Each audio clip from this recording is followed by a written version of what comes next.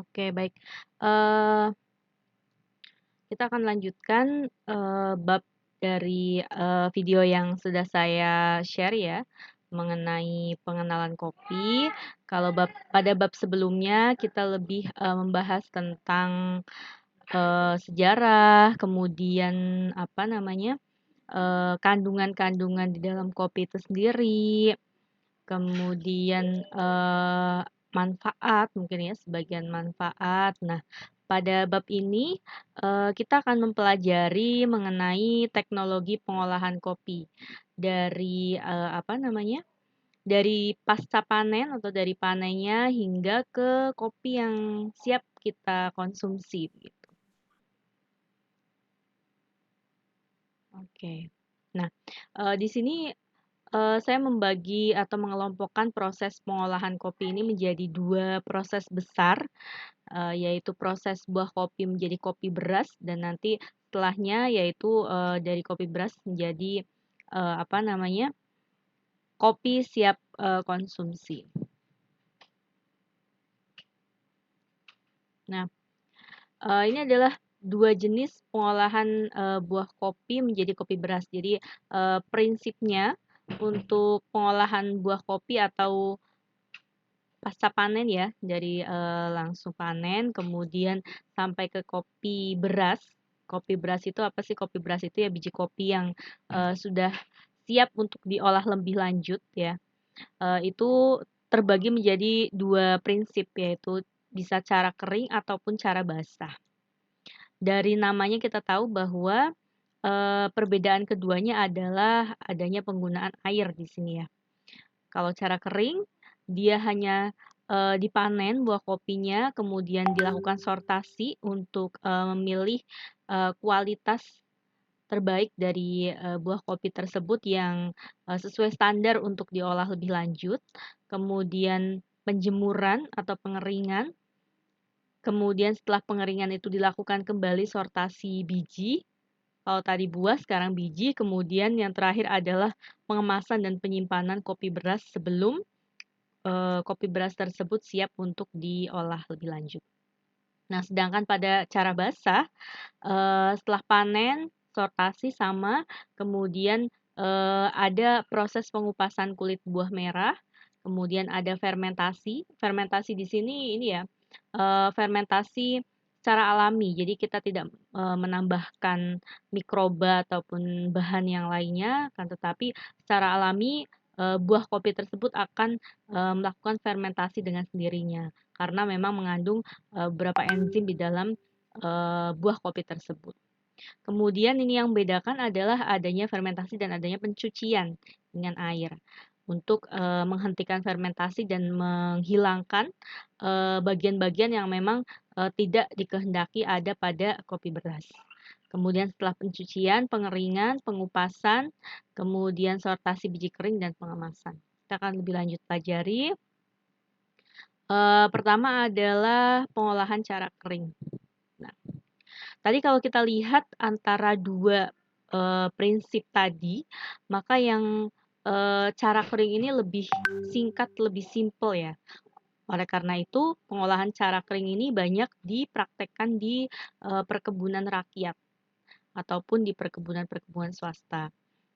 Nah, tadi saya katakan bahwa pengolahan cara kering ini prinsipnya tidak memerlukan air selama proses pengolahan kopi gelondong menjadi kopi biji atau kopi beras tadi. Nah, kemudian pada cara kering, penghilangan kulit buah, tadi daging buah, kulit tandung, dan kulit ari dilakukan setelah proses pengeringan selesai. Jadi dilakukan pengeringan dulu baru dibuang kulit tanduk maupun kulit ari atau bagian-bagian yang memang tidak kita kehendaki ada di kopi biji atau kopi beras. Kemudian karena, pelakunya atau yang banyak mempraktekkan pengolahan cara kering ini adalah perkebunan rakyat, sehingga pengeringannya juga biasanya dilakukan secara konvensional atau secara sederhana, yaitu dengan, menjemur di bawah sinar matahari. Nah, ini adalah cara kering, dry process ya yang tadi di depan. Nah, ini dia. Ini sebenarnya, kalau yang ini general ya, tidak hanya cara kering, tapi tadi di cara kering maupun cara basah kita ada apa namanya, step, di situ ada panen, kemudian ada sortasi. Nah, di sini akan saya jelaskan mengenai 2 hal tersebut. Pertama adalah panen nih, bagi teman-teman udah lihat semua ya, udah pernah lihat semua apa namanya, biji kopi buah kopi ya, bentuknya seperti ini, kecil-kecil, bergerombol. Ketika mentah warnanya hijau, semakin dia matang, maka warnanya akan semakin merah gelap begitu. Nah, panennya dilakukan secara manual dengan memetik buah yang telah masak gitu. Kemudian, ukuran kemasakannya seperti apa? Pertama ditandai dengan warna kulit. Nah, di sini bisa terlihat ya warna kulitnya. Ketika dia warnanya hijau tua, berarti, buah kopi ini masih muda. Kemudian, warnanya menjadi lebih kuning nih, seperti ini.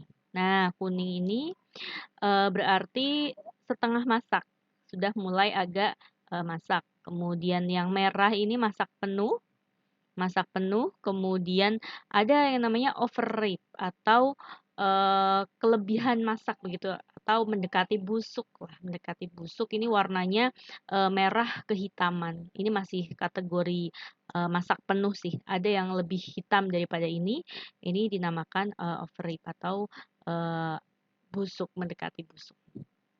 Kemudian yang kedua, selain dari warna, kita juga bisa, mengukur kematangan atau kemasakan buah kopi ini dari segi kekerasan dan komponen senyawa gula dalam daging buah.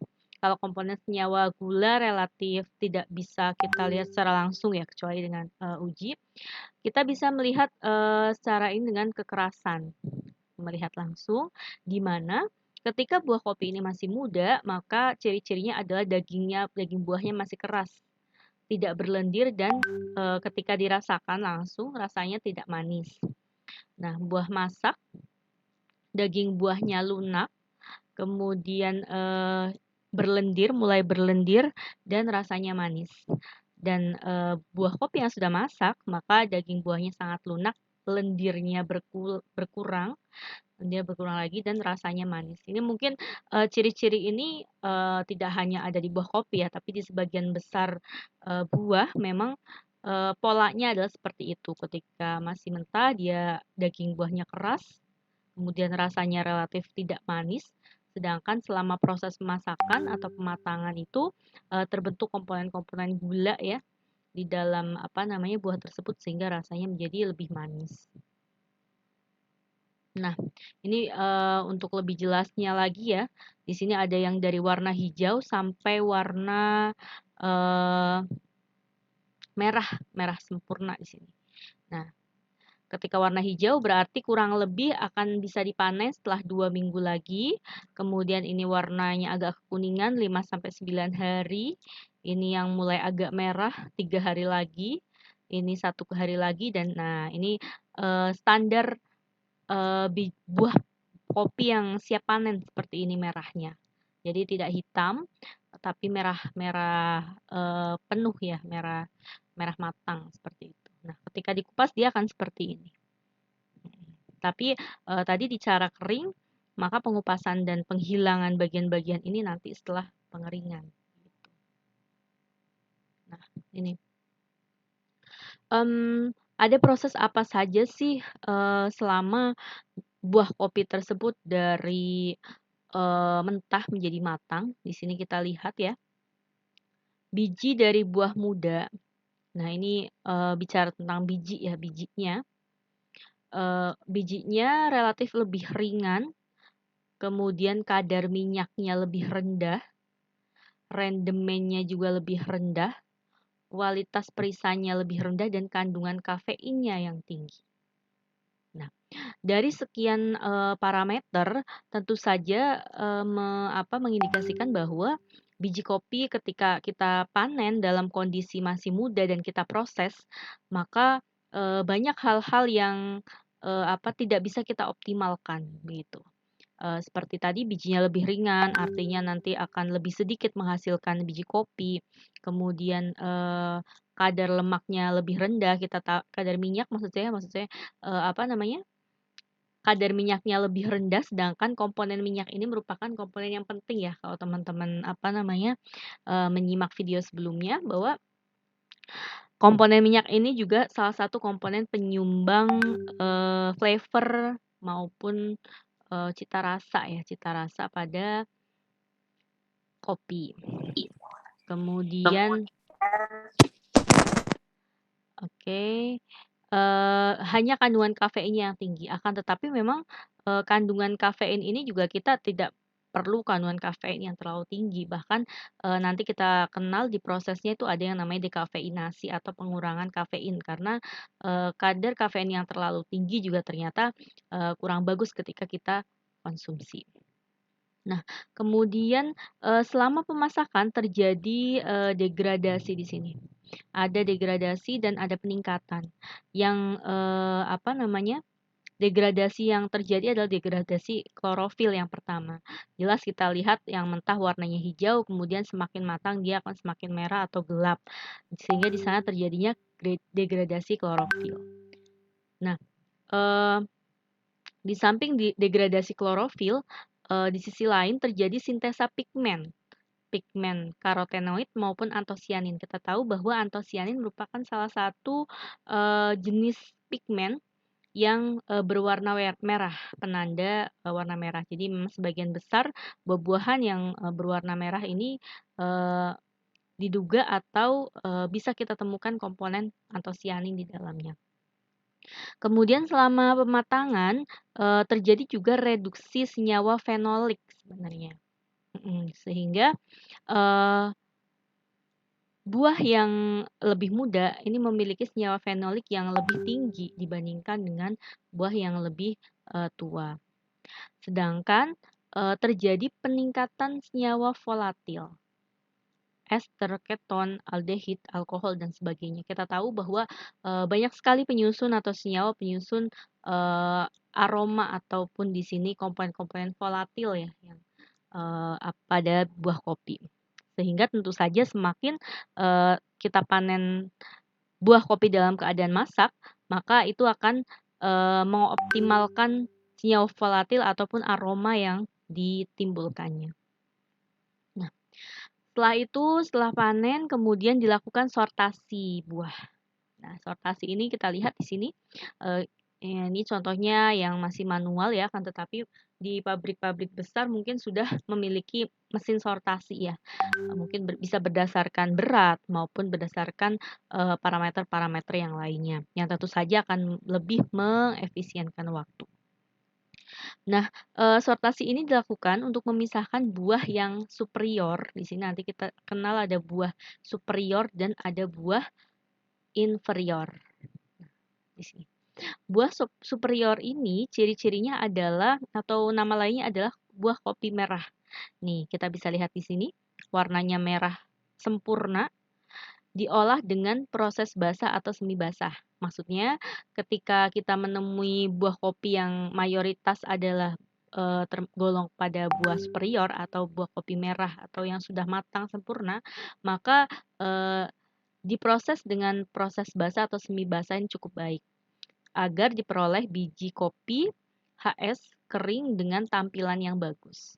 Kemudian ketika kita memperoleh buah kopi yang beragam warnanya, tidak seragam semuanya merah atau matang sempurna, ada hijau, ada kuning, ada merah, ini dikelompokkan ke dalam kelompok inferior, yaitu kualitas kedua, yang lebih baik diolah dengan cara atau proses kering. Nah,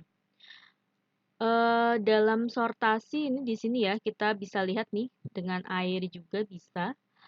Pencucian ini kopi basah ya. Kopi superior ini akan melayang dan buah kopi inferior akan mengapung. Sehingga dalam proses basah ini nanti si kopi merah atau superior ini dia terlihat mana yang dia tidak tergolong superior, maka bisa dipisahkan. Kemudian kotoran atau kerikil akan turun ke bawah sehingga bisa dipisahkan ya antara buah kopi superior dengan pengotornya. Nah, setelah dilakukan sortasi, kemudian pencucian, maka yang perlu diperhatikan adalah ketika tidak langsung disimpan, maksud saya ketika tidak langsung diolah ke tahap selanjutnya, maka usahakan tidak lebih dari 12 jam. Kenapa? Karena waktu 12 jam ini dapat menyebabkan yang kita sebut dengan prafermentasi. Tadi ya, karena buah kopi itu dengan sendirinya akan secara alami melakukan fermentasi, sehingga ketika terlalu lama dikhawatirkan akan menyebabkan prafermentasi yang akan berakibat pada rusaknya aroma dan cita rasa atau bahkan menimbulkan aroma yang tengik seperti itu. Nah, setelah itu dilakukan penjemuran. Penjemuran ini untuk mengurangi kadar air dari sekitar 60 sampai 65 derajat 60 sampai 65% maksud saya, menjadi sekitar 12,5%. Nah, metode pengeringan ini juga macam-macam, ada dengan sinar matahari tadi.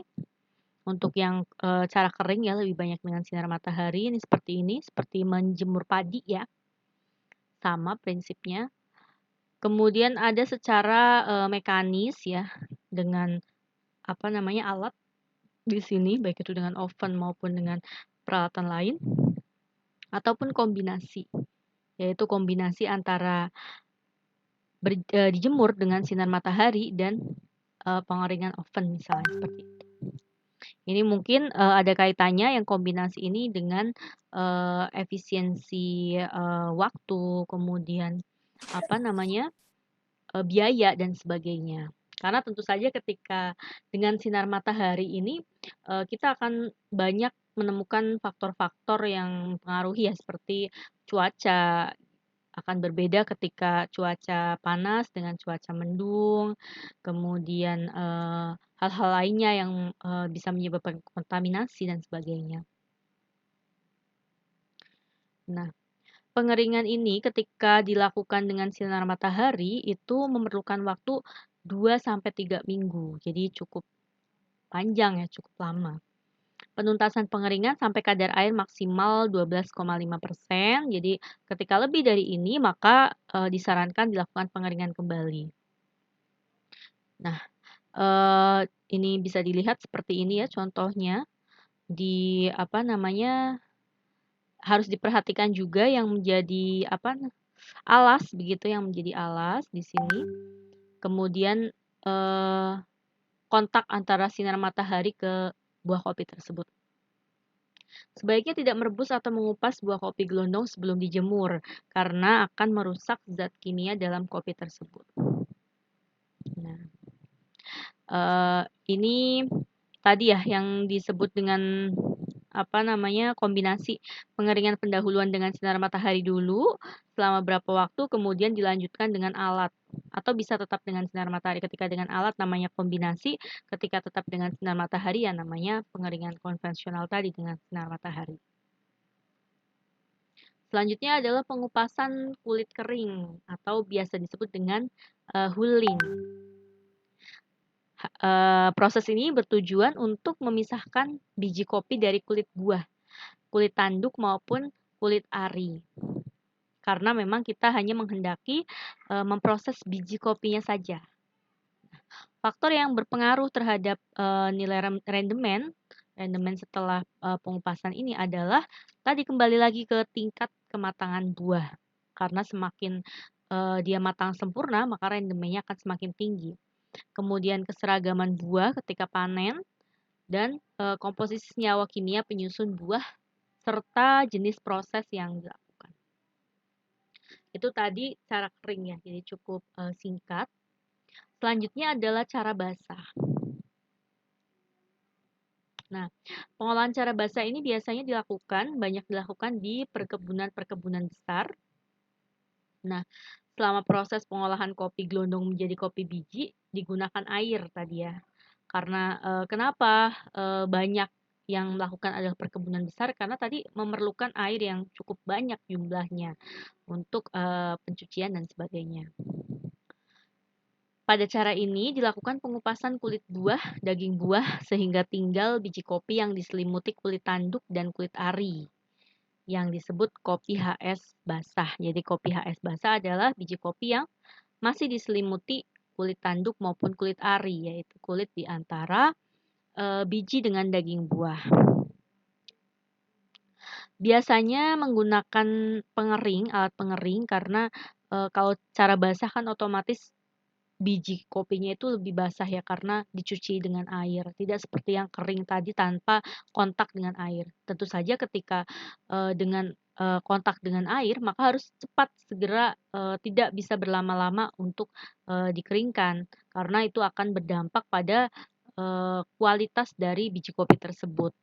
Atau bisa jadi malah tumbuh kapang, jamur dan sebagainya. Sehingga rata-rata ketika menerapkan cara basah ini dengan menggunakan pengeringannya adalah dengan bantuan alat pengering. Buah kopi yang dipilih disebut sebagai buah superior. Tadi ya, buah superior sebaiknya diolah dengan cara basah. Nah, ini cara basah, panen, fermentasi, pengupasan, fermentasi, pencucian, pengeringan dan sebagainya. Ini pengupasan yang biasanya menggunakan alat, ada yang namanya disc pulper, drum pulper, round pulper, nanti akan saya perlihatkan. Nah ini disc pulper dia seperti ini, seperti menggerus ya. Bijinya itu kan keras ya, sehingga yang hancur ketika melewati mesin ini adalah buahnya. Ini round pulper, ini vis pulper. Nah, selanjutnya adalah fermentasi. Fermentasi merupakan penghilangan lendir yang masih tersisa setelah proses pengupasan dilakukan. Kemudian fermentasi juga berfungsi untuk mengurangi rasa pahit pada kopi dan membentuk cita rasa yang disukai gitu. Nah, terdapat 3 macam fermentasi pada biji kopi. Ada fermentasi kering, fermentasi basah, dan fermentasi 2 tahap. Fermentasi kering ini dilakukan dengan memasukkan biji kopi yang masih berlendir itu karena baru dipisahkan dari buahnya dalam suatu wadah, kemudian ditutup dengan karung goni atau daun pisang selama 2-3 hari. Dibiarkan saja. Nah, itu akan secara sendirinya buah kopi tersebut akan melakukan fermentasi pada dirinya sendiri.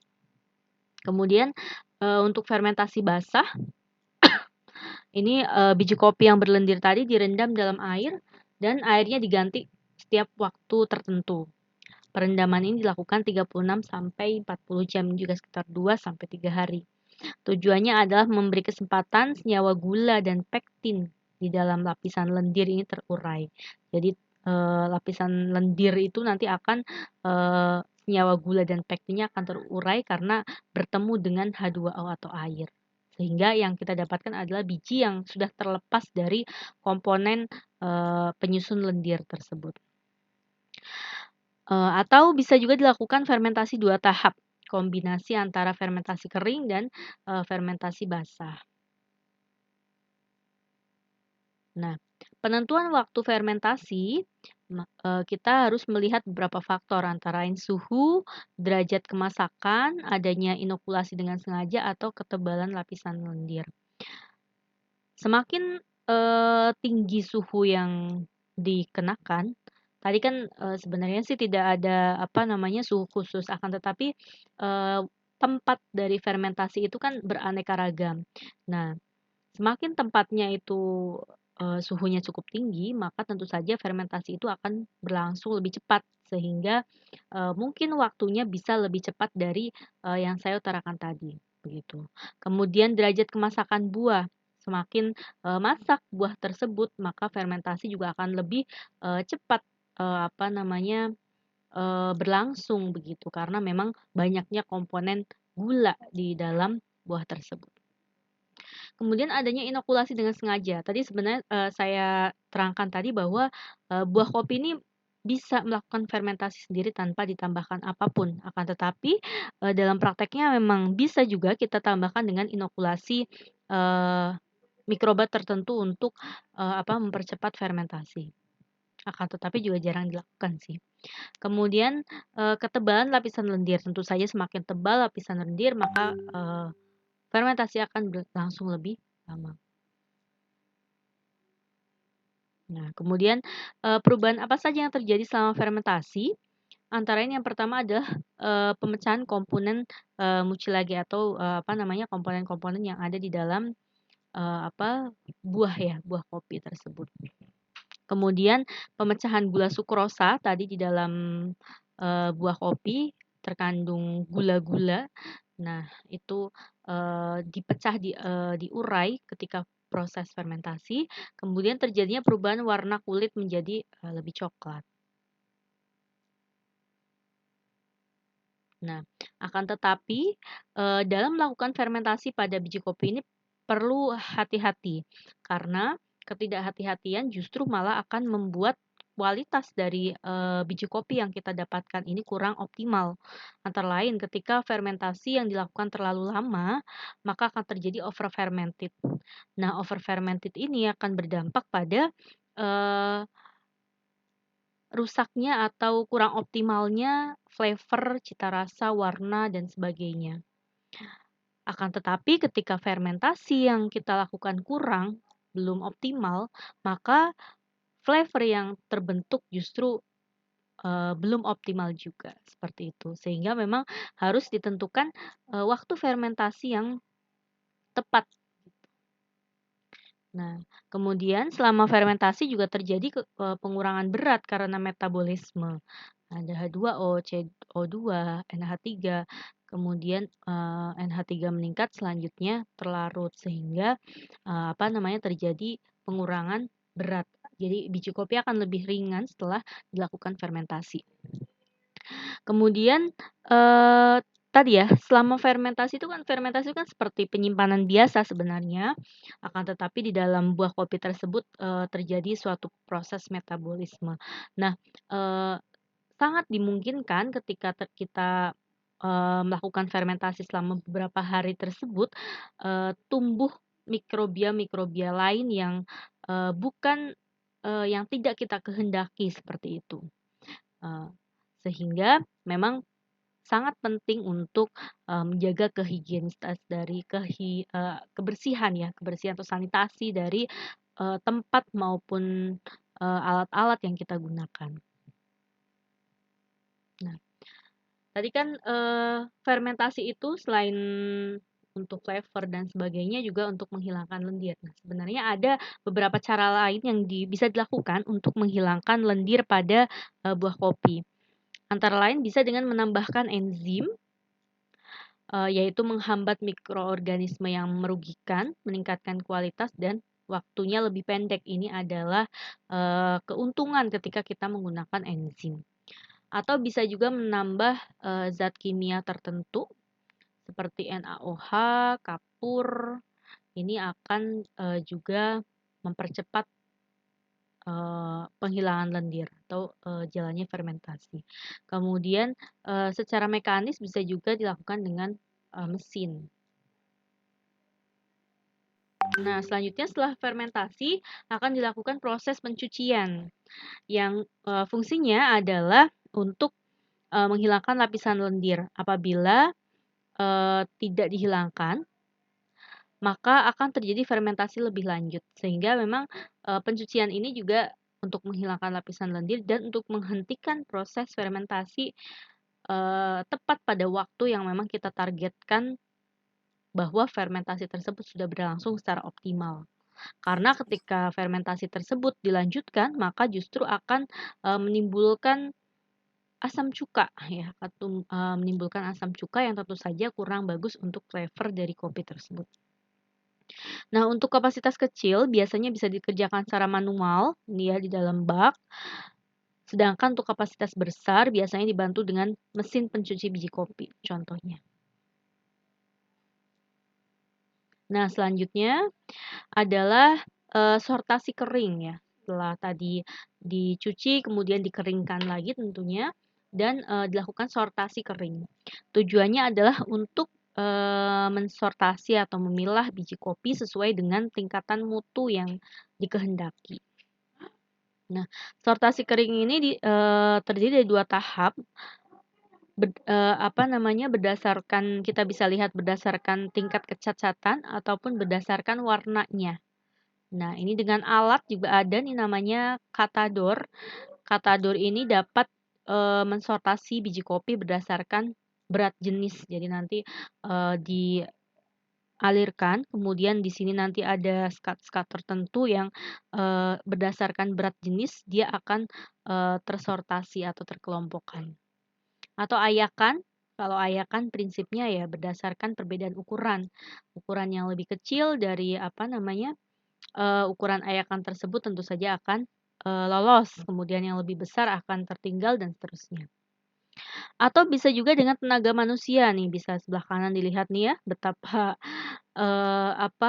jelimet ya, kalau orang Jawa bilang jelimet nih, lihat dipilih satu-satu mana yang cacat, maka dia harus dipisahkan dari kumpulan biji kopi ini. Ini mesinnya tadi ya katador, ini tadi berdasarkan berat jenis. Ini yang lebih modern nih, Sortex. Selanjutnya adalah pengemasan. Pengemasan tentu saja prinsipnya sama dengan pengemasan untuk produk-produk lain, mempertahankan mutu, mengamankan, kemudian menghindari adanya kontaminasi, mempermudah penanganan, pengangkutan, dan sebagainya. Kriterianya atau yang harus diperhatikan adalah kopi yang dikemas harus cukup kering. Karena ketika masih belum cukup kering, maka dia akan cepat rusak selama proses penyimpanan atau setelah pengemasan tentu saja akan disimpan ya. Nah, itu akan cepat rusak. Kemudian kopi yang dikemas harus seragam tingkat mutunya sehingga mutu yang lebih rendah ini tidak lalu menimbulkan penurunan pada biji kopi dengan mutu yang lebih tinggi. Kemudian syarat-syarat mengemasnya terbuat dari bahan yang aman tentu saja, kemudian kuat, rapat, tidak mudah robek dan sebagainya, bersih, kapasitasnya juga harus disesuaikan, mudah dikenali dan diberi label sesuai dengan mutunya, mungkin produksinya dan sebagainya, serta seragam ukurannya. Nah, setelah dikemas, kemudian biji kopi tersebut atau kita sebut kopi beras tersebut akan digudangkan sebelum akan dikirim ke pabrik untuk diolah lebih lanjut. Nah, yang harus diperhatikan pada tahapan penyimpanan ini adalah mirip dengan tadi ya yang pengemasan, kopi harus cukup kering, kemudian di gudang harus bebas hama, mutunya baik, tidak rusak selama penyimpanan. Kemudian gudangnya harus terbuat dari bahan yang aman, cukup besar, ada ventilasi yang memadai. Kemudian kuat, tidak bocor, intinya bangunannya ini harus baik dan harus bersih seperti itu ya, dengan ventilasi yang cukup. Nah, ini contoh dari gudang dengan sanitasi, penerangan, dan ventilasi yang baik. Kita lihat di sini ada ventilasi, penerangan juga ketika siang hari langsung dari sinar matahari melalui ventilasi ini. Kemudian ketika malam hari di sini juga ada lampu-lampu ya. Di sini juga tersusun rapi karung-karungnya dan ada labelnya seperti itu. Itu tadi proses pengolahan kopi dari kopi gelondong ya atau dari panen hingga ke menghasilkan kopi beras. Saya lanjutkan dulu ya baru nanti boleh tanya jawab. Selanjutnya adalah proses pengolahan kopi dari kopi beras tadi ya yang sudah dikarung-karungkan tadi kemudian bisa diolah mungkin dalam satu pabrik itu ataupun dia juga memasok ke pabrik-pabrik yang lain ya untuk diolah lebih lanjut menjadi kopi bubuk. Nah, ini adalah alur yang bisa atau memungkinkan untuk dilakukan pada proses pengolahan produk kopi. Nah, di sini kita lihat ada kopi beras. Kemudian di sini dari kopi beras ini bisa dilakukan dekafeinasi untuk mengurangi kafein sesuai dengan kebutuhan pasar. Kemudian di sini ada roasting ya, pemanggangan di sini dengan suhu tertentu nanti akan kita pelajari. Dari roasting ini bisa langsung dikemas, maka akan menghasilkan produk yang kita sebut dengan kopi sangrai. Atau dari roasting ini bisa dilanjutkan prosesnya menjadi grinding atau penggilingan, kemudian baru dikemas dan menghasilkan produk yang kita sebut dengan kopi bubuk. Atau dari proses grinding ini dapat kita lanjutkan prosesnya sampai ke ekstraksi, drying, aromatisasi, pengemasan, hingga menghasilkan produk yang biasa kita sebut dengan kopi instan. Jadi untuk menghasilkan kopi instan memerlukan tahapan yang sangat panjang dibandingkan dengan menghasilkan kopi bubuk maupun kopi sangrai. Oke. Nah, satu-satu ya. Pertama kita lihat di sini tadi kan setelah biji kopi tersebut setelah dekafeinasi ya, maka dilakukan penyangraian atau roasting. Nah, roasting ini dilakukan pada waktu dan suhu tertentu dengan tujuan untuk mengoptimalkan perubahan kimiawi pada biji kopi tersebut. Selain itu juga untuk mengurangi kadar air, perubahan kimiawi tadi bisa menimbulkan perubahan warna, pembentukan aroma, rasa, dan sebagainya. Nah, cara penyangraiannya ini berdasarkan pada suhu yang digunakan. Umumnya bisa dikelompokkan menjadi 3 jenis penyangraian, yaitu penyangraian ringan dengan suhu 193 sampai 199, kita sebut sebagai light roast. Nah, biji kopi yang dihasilkan biasanya berwarna hitam pucat, jadi masih belum hitam pekat, tapi masih hitam pucat. pH seduhannya lebih asam. Kemudian untuk penyangraian sedang atau medium roast, ini suhunya lebih tinggi yaitu 204 derajat Celcius, pH seduhan 5,1, kemudian cita rasanya lebih manis dan aromanya lebih tercium, aroma asapnya. Kemudian pada penyangraian berat atau dark roast, di sini suhunya paling tinggi 213 sampai 221, warnanya hitam gelap, pH seduhannya 5,3, artinya lebih basah ya, mengeluarkan minyak pada permukaan dan rasanya lebih pahit. Nah, ini adalah contoh penampakan dari biji kopi dengan berbagai tingkat penyangraian tadi. Ini yang belum di roasting warnanya seperti ini. Ya, belum adanya warna coklat karena warna coklat ditimbulkan dari komponen-komponen kimiawi dalam biji yang kemudian terkena panas. Ini adalah light roast, hitam tapi masih pucat. Kemudian ini medium roast mulai gelap, dark roast di sini lebih gelap, dark and Bayan ini paling gelap di sini. Nah, ini rasanya juga lebih pahit seperti itu. Nah, ini dia derajat penyangraian dan warna kopi tadi ya, masih mirip tadi. Ini ada beberapa pengelompokan di sini. Ada green, ini yellow, cinnamon, city, full city. Ini istilah-istilah yang digunakan ya untuk warna kopi. Ini ada light roast, medium dark roast. Nah, nanti bisa dibaca. Ini adalah beberapa karakteristik yang ditimbulkan ya. Light roast di sini tadi ya penyangraian ringan, dia masih cerah begitu pucat, tidak ada minyaknya pada permukaan, kemudian masih ya seperti biji original begitu. Kemudian medium ini lebih gelap, kemudian lebih manis, kemudian sudah terbentuk flavor, aroma dan keasaman. Kemudian semakin gelap nih semakin kaya akan minyak, kemudian lebih pahit, flavor dan aromanya juga lebih kompleks. Ini dark roast juga semakin kompleks di sini. Nah, di sini kita lihat ada garis di tengah, di sini ada bitterness atau kepahitan dan acidity. Yang kita perlu catat bahwa semakin tinggi suhu penyangraian atau derajat penyangraian, maka bitterness itu semakin tinggi, sedangkan acidity atau keasaman itu akan semakin berkurang.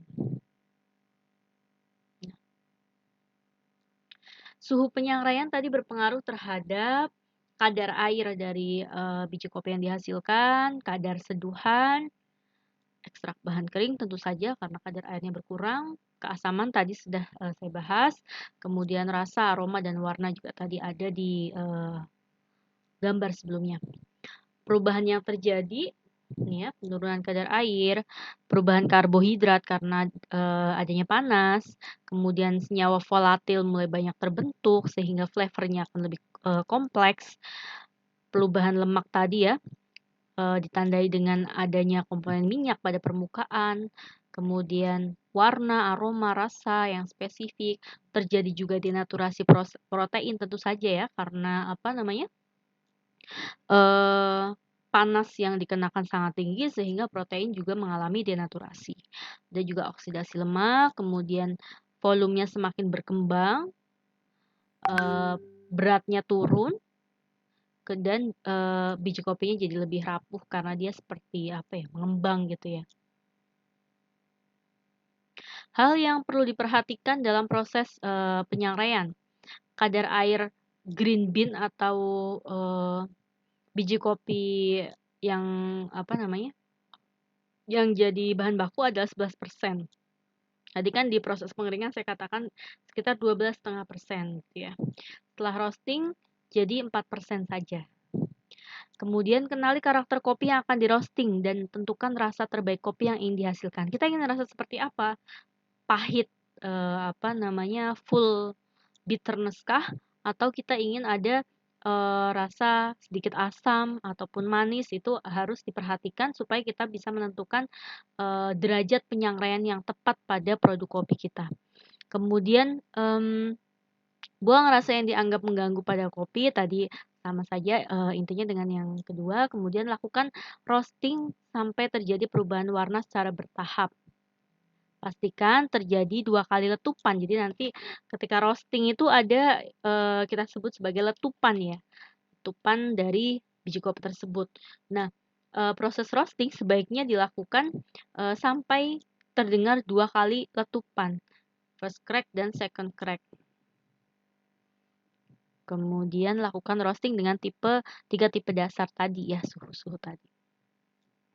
Setelah proses roasting tadi bisa juga langsung dikomersilkan dalam bentuk apa namanya, biji kopi, ataupun bisa juga dilakukan grinding atau penggilingan yang tujuannya memperkecil ukuran, kemudian permukaan jadi lebih luas, meningkatkan jumlah bahan koloid yang larut dalam air, karena semakin luas permukaan tentu saja semakin banyak yang bagian yang kontak dengan air, sehingga bahan-bahan koloid akan semakin mudah larut ketika kita apa namanya, pertemukan dengan H2O. Nah, hasil penggilingan ini juga sesuai atau dipengaruhi oleh keadaan alat maupun sifat kopi tersebut. Nah, hasil penggilingan juga dibedakan menjadi beberapa macam berdasarkan dari apa namanya, bentuk atau ukuran dari serbuk tersebut. Ada serbuk kasar, bubuk sedang, bubuk halus, dan amat halus. Ini juga kita sesuaikan dengan tujuan dari apa namanya, kopi yang ingin kita buat begitu. Kalau misalnya kita tujuannya adalah supaya mudah diseduh, tentu saja kita akan mentargetkan serbuk kopi tersebut ukurannya semakin halus. Nah, ini adalah contoh apa namanya, pengelompokan tadi ya. Extra fine, kemudian fine, medium fine, sampai ke ini sangat kasar ya, coarse.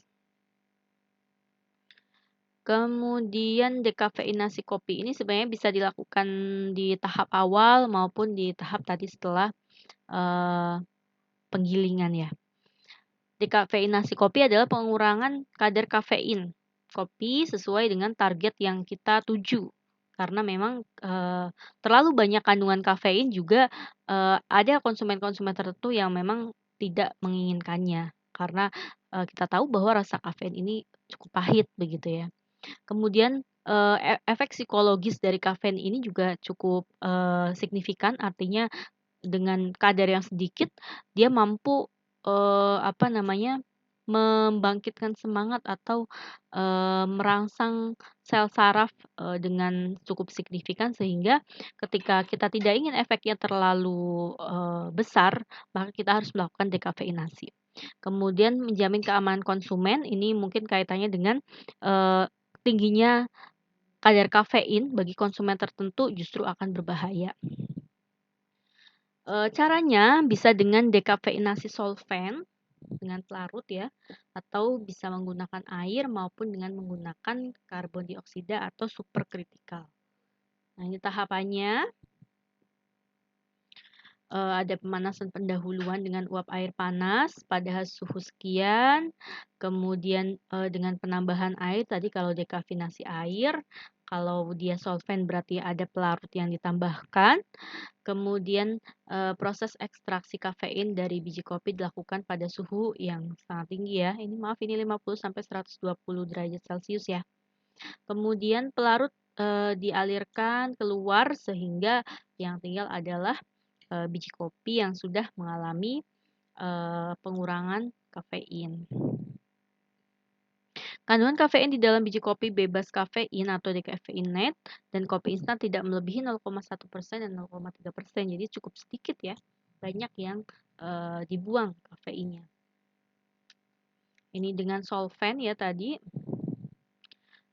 Prinsipnya adalah penggunaan solvent di sini. Pelarut ini bisa menggunakan metilen klorida atau pelarut-pelarut lain yang memang cocok seperti itu. Ini menggunakan air, pelarutnya dengan air ya. Lebih sederhana dan lebih murah begitu. Ini menggunakan karbon dioksida ya. Di sini CO2 diekstraksi. Nah, batas kandungan kafein menurut US FDA, kafein ini harus dihilangkan sebanyak 97%. Karena tadi ketika kadarnya cukup tinggi justru akan membahayakan konsumennya. Nah, ini adalah rumus saja untuk perhitungan kafein yang tertinggal. Sedangkan untuk standar di Kanada dan Eropa pengurangannya sebesar 99,92%. Jadi ini lebih strict lagi begitu ya untuk di Kanada dan Eropa. Itu tadi. Kemudian tadi sampai grinding ya, sampai kopi bubuk. Kemudian ada kopi yang sangat familiar dan sangat banyak sekali konsumennya, yaitu kopi instan. Karena kemudahan mengkonsumsi, harganya juga cukup murah, rasanya juga cukup enak begitu, sehingga banyak sekali konsumen atau penikmat dari kopi instan ini. Kopi instan biasa disebut dengan soluble coffee, artinya adalah kopi yang mudah larut begitu. Diperoleh dengan mengekstrak biji tanaman kopi yang telah disangrai hanya menggunakan air. Ini untuk SNI 92 ya. Ini yang paling sederhana. Biji kopi disangrai kemudian diekstrak dengan menggunakan air. Kopi instan ini diciptakan oleh Satoru Kato, ilmuwan asal Jepang yang bekerja di Chicago, namun belum dipasarkan. Ini pada tahun 1901. Kemudian dipasarkan pertama kali kopi instan ini oleh Nescafe. Jadi memang Nescafe yang sekarang juga salah satu brand yang masih mendominasi. Dia merupakan perusahaan pencetus pertama dari kopi instan pada tahun 1938. Kopi ini persiapannya lebih sederhana dibanding dengan kopi lain. Akan tetapi memang dalam prosesnya lebih panjang tahapannya. Nah ini tahapannya dari kopi bubuk, ekstraksi, drying, aromatisasi, dan pengemasan. Coba satu-satu kita lihat. Yang pertama adalah ekstraksi. Tadi ya menggunakan pengekstrak. Ada yang menggunakan air ataupun bahan-bahan lainnya yang tentu saja aman untuk konsumsi dan juga cocok untuk mengekstrak biji kopi tersebut. Tujuannya adalah untuk membentuk cairan, mendapatkan ekstra kopi dalam bentuk cairan maksud saya. Akan tetapi ekstra kopi yang dihasilkan harus disaring untuk mengurangi partikel-partikel besar yang tidak larut, karena tujuan dari pembuatan kopi instan ini adalah dari segi kelarutan yang cukup tinggi. 3 macam cara ekstraksi di sini, teknis saja ada percolation batteries extraction, ada counter current extraction, ada slurry extraction. Di sini ada contohnya sebentar. Ini ada extraction plan di sini, di mana dari sini ya biji kopi dimasukkan, kopi yang sudah granulat itu udah di-grinding, tapi kasar ini kalau granulat, masuk ke dalam sini inletnya, kemudian di sini ada air dengan suhu tinggi dan air dengan suhu rendah. Nah, ini suhu rendahnya ke sini, suhu tingginya ke sini, kemudian jadilah ekstrak kopi atau hidrolisis ekstrak. Ini alatnya khusus ya, namanya extraction plant.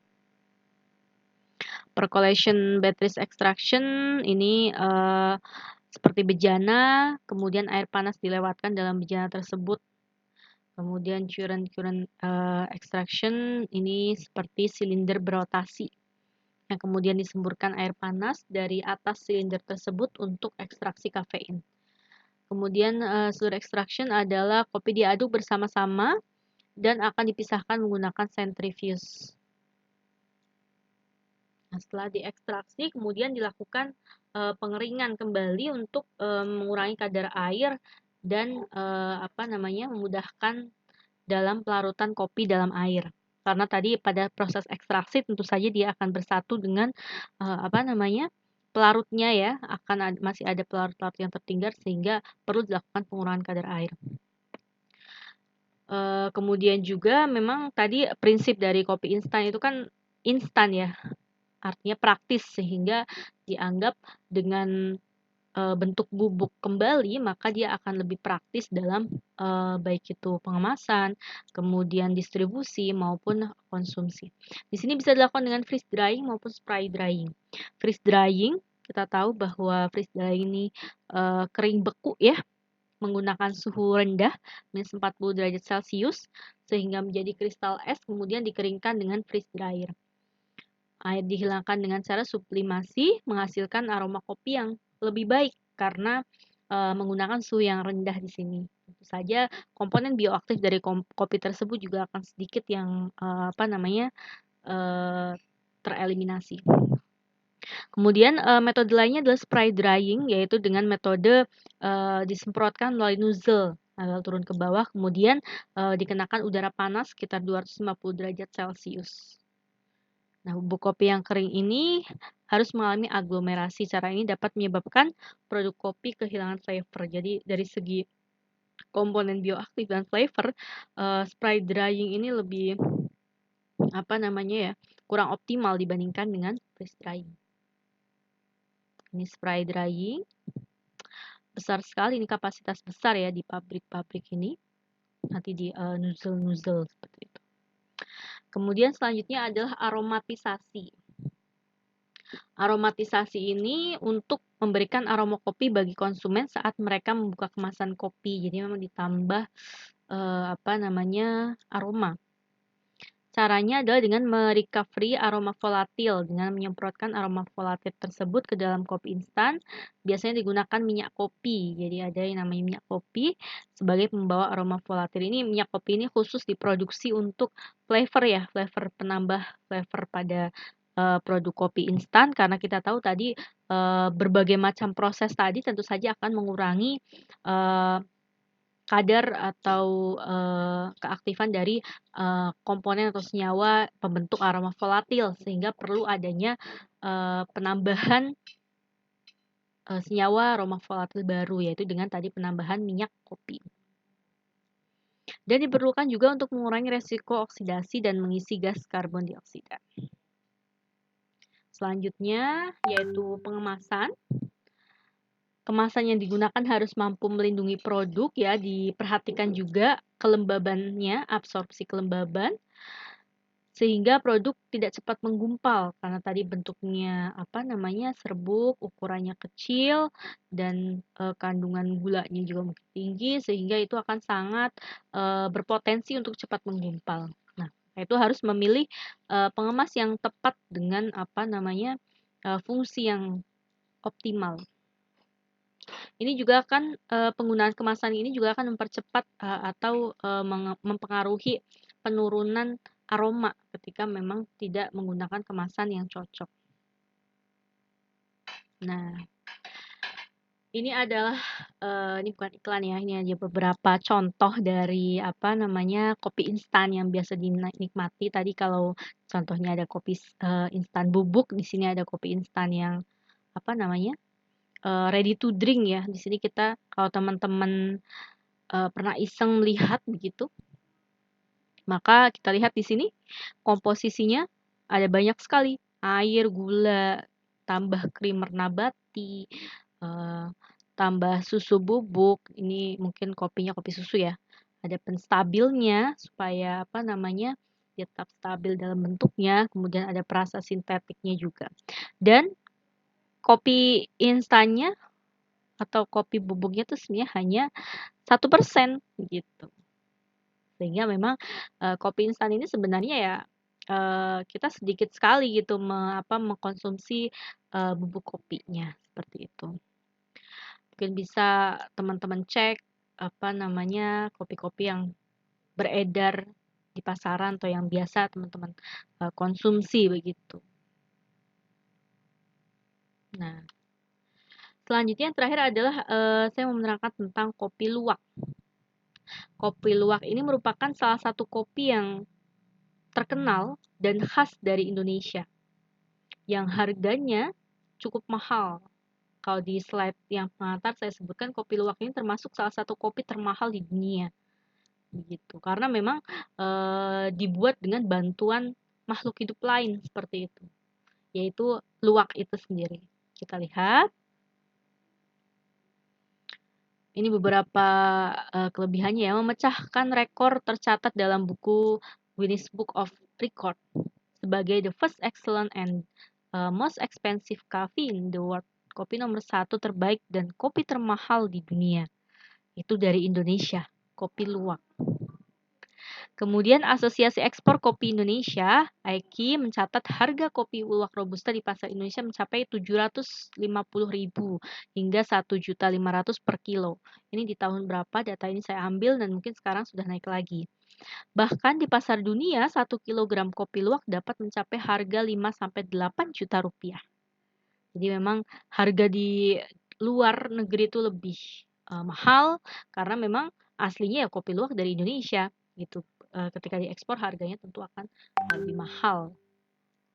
Pasar utama ekspor produk kopi luwak asal Indonesia antara lain Jepang, Korea Selatan, Arab Saudi, dan saya rasa negara-negara Eropa juga sudah banyak. Nah, ini adalah makhluk hidupnya yang membantu produksi kopi luwak. Namanya adalah luwak Paradoxurus hermaphroditus. Nah, ini dia. Dia makanannya adalah biji kopi. Kenapa jadi sangat istimewa? Karena si luwak ini hanya memakan biji kopi yang matang sempurna, yang sudah matang sempurna dengan kualitas terbaik. Jadi milih-milih dia. Dia tidak makan dengan biji kopi yang kualitasnya jelek, busuk, atau belum matang, itu tidak. Dia memilih biji kopi terbaik. Nah, kemudian dari mana sebenarnya? Nah, di dalam saluran pencernaan dari luwak tersebut terjadi proses fermentasi. Jadi kita tadi mempelajari ya bahwa proses pembuatan kopi itu ada tahap fermentasi. Nah, tahapan itu juga terjadi di dalam saluran pencernaan dari luwak. Akan tetapi yang difermentasi tadi ya adalah buahnya, daging buahnya. sehingga bijinya karena dia terlalu keras, mungkin bijinya keluar lagi bersama feses dari si luwak ini. Ya, begitu. Jadi memang luwak ini seperti mesin ya, seperti mesin pemproses biji kopi. Dia juga mampu melakukan sortasi dengan baik sehingga menghasilkan biji kopi yang sudah terfermentasi. Ini kandangnya, kandang luwak nih dia suka di atas seperti ini nih tanaman kopinya. Kemudian ini luwak diberi makan buah pada pagi hari. Nah, jadi selain makan kopi, dia juga makan buah sehingga aroma kopi yang kopi luwak ini benar-benar katanya sangat khas dan apa namanya sangat nikmat begitu. Saya sendiri juga jujur belum pernah mencobanya. Ini kopi luwaknya bukan kopi luwak yang itu ya, yang sasetan brand kopi luwak akan tapi benar-benar kopi luwak dari hewan luwak. Pemberian makan buah kopi pada sore hari. Tadi paginya dia makan buah, sorenya diberi makan buah kopi. Sehingga ini tadi ya luwak secara alami dapat memilih buah kopi yang memiliki kualitas terbaik. Kemudian tadi sore hari dia diberikan makan, biasanya pagi hari dia melakukan buang air atau mengeluarkan feses yang terdapat biji kopi tersebut. Nih, biji kopi mengalami fermentasi 12 jam di dalam perut musang luwak. Ya, tadi sore 12 jam berarti pagi hari sudah bisa dipanen. Kemudian di dalam perut ini mengandung berbagai macam enzim, termasuk enzim karboksipeptidase, aminopeptidase, peptidase yang dapat meningkatkan cita rasa kopi tersebut. Nah, musang bulantilu dan musang binturung, nih musangnya juga macam-macam ya jenisnya. Dalam semalam dapat mengkonsumsi 3 kilo sampai 10 kilo kopi matang. Buah ya, buah kopi. Yang nantinya paginya luwak ini diberi makan sayur-sayuran dan buah-buahan setelah mengeluarkan feses. Pemberian makan berupa biji kopi diberikan pada sore hari tadi ya. Biji kopi dipanen pada keesokan harinya. Nah, luwak ini sistem pencernaan luwak hanya mencerna daging buahnya saja. Jadi tidak enzim-enzim tidak bekerja sampai ke biji kopinya. Biji kopi dikeluarkan bersama feses. Nah, untuk pengolahannya pada prinsipnya sama dengan pengolahan kopi biasa, perbedaannya hanya di proses fermentasi yang dilakukan oleh hewan atau musang atau luwak. Buah matang dipetik, disortasi, kemudian biji kopi tadi kan tercampur dengan feses ya seperti ini, kemudian dipisahkan, dikumpulkan dan dibersihkan dan dijemur hingga kering. Kopi luwak bisa mencapai jutaan rupiah per kilonya, bahkan secangkir kopi bisa sampai 800.000. Mungkin yang perlu diperhatikan adalah pencuciannya harus sampai benar-benar bersih. Keistimewaannya, kenapa sih bisa sampai mahal sekali begitu ya kopi luwak ini? Antara lain dia secara alamiah mengalami pengurangan kafein, jadi low kafein. Dekafeinasi itu tidak perlu dilakukan lagi karena sudah low kafein. Kemudian low acidity, low fat, low bitter. Ini mungkin karena efek dari enzim-enzim tadi. Tidak mengganggu jantung dan juga lambung yang menjadi masalah besar penikmat kopi. Kemudian bisa mencegah penyakit syaraf, memiliki kandungan antioksidan yang tinggi sehingga dapat sampai menyembuhkan penyakit Parkinson. Melindungi gigi di mana kafein juga memiliki kemampuan anti lengket dan antibakteri. Kemudian mengurangi resiko kanker karena tadi tingginya antioksidan dan menurunkan resiko diabetes. Nah, bagaimana aspek kehalalan dari kopi luwak ini? Karena tadi lihat, bukankah kopi luwak ini diproses di dalam saluran pencernaan, kemudian menyatu bersama feses ya, sedangkan kita tahu bahwa feses itu kan najis ya, suatu yang najis itu juga tidak bisa kita konsumsi dan tergolong pada makanan yang haram begitu. Nah, lalu bagaimana dengan kopi luwak ini? Nah, berdasarkan Fatwa nomor 4 tahun 2010, Maka MUI menyatakan bahwa kopi luwak ini halal dikonsumsi setelah melalui proses pembersihan. Jadi ada catatannya ya, halal akan tetapi setelah melalui proses pembersihan dan pencucian terlebih dahulu. Nah, kemudian MUI menjelaskan bahwa beberapa hal yang menjadi pertimbangan kenapa kopi luwak akhirnya difatwakan halal. Antaranya yang pertama, kopi luwak ini bukan najis, ya. Kopinya sendiri bukan najis, tetapi bahan makanan yang terkena najis karena kopi luwak keluar bersamaan dengan kotoran musang. Jadi dia hanya menempel oleh najis. Kemudian biji kopi yang keluar dari sisa pencernaan hewan musang masih dilindungi oleh kulit ari. Jadi masih ada kulit arinya. Kan tadi saya bilang bahwa fermentasi yang terjadi di dalam saluran pencernaan itu hanya terjadi pada daging buahnya saja, tidak sampai ke kulit ari, yaitu kulit di antara biji dengan daging buah. Tapi tadi dengan catatan, kopi luwak dinyatakan halal apabila kopi sudah disucikan dan dicuci. Biji kopi yang keluar dari sisa pencernaan hewan musang masih dapat tumbuh jika ditanam kembali. Artinya bahwa biji kopi tersebut tidak rusak dalam sistem pencernaan. Dia hanya nempel dengan najis, akan tetapi dia terlindungi juga oleh kulit ari yang nantinya juga kulit ari itu akan kita bersihkan. Dalam artian bahwa biji kopi tersebut sebenarnya masih suci dan dia bisa dibuktikan dengan ketika ditanam dia tumbuh lagi begitu, sehingga memang tidak terjadi kerusakan komponen pada biji kopi tersebut. Oke, ini adalah contoh salah satu merek mungkin untuk kopi luwak. Ini Hari Kopi Internasional ya, 1 Oktober. Mungkin itu saja materi mengenai